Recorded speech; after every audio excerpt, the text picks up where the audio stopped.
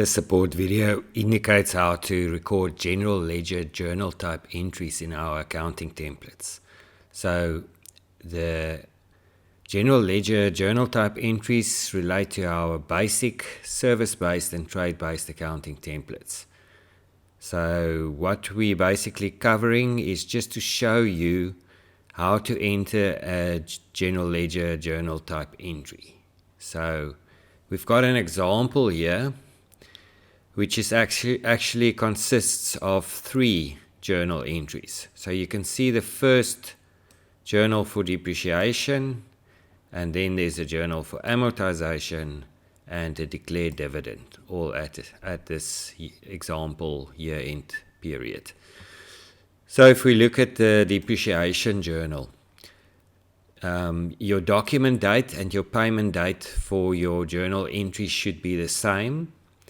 And then there'd obviously be no sales tax, and we recommend using the JC bank code.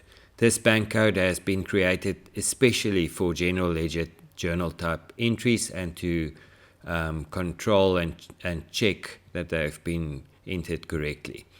So you enter your amounts in this amount column, positive values, and then the negative values. So your positive values will be debits to the account that you specify, and the negative values will be credits.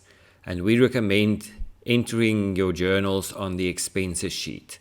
It's just easier to do it on expenses because in some of the templates, income has invoice implications.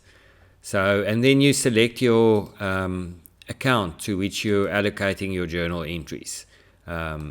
We have this validation error because we include the description as well, so that's by design. But you basically just select your account number here and enter your amount there, and that's basically the premise.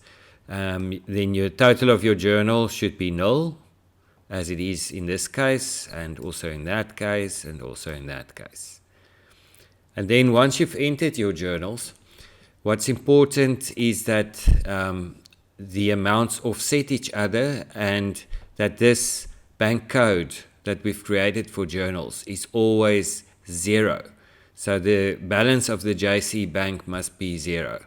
So if you look on the trial balance at the bottom, in the bottom section for the control accounts, the JC bank account should always have 0 balances.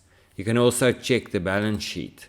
So if you go to your balance sheet and you check your JC bank account, which is this one, JC, and check all the periods, and it should all be 0. If that's the case, then you're using only the JC code for all your general ledger journals, then all your journals have been entered correctly.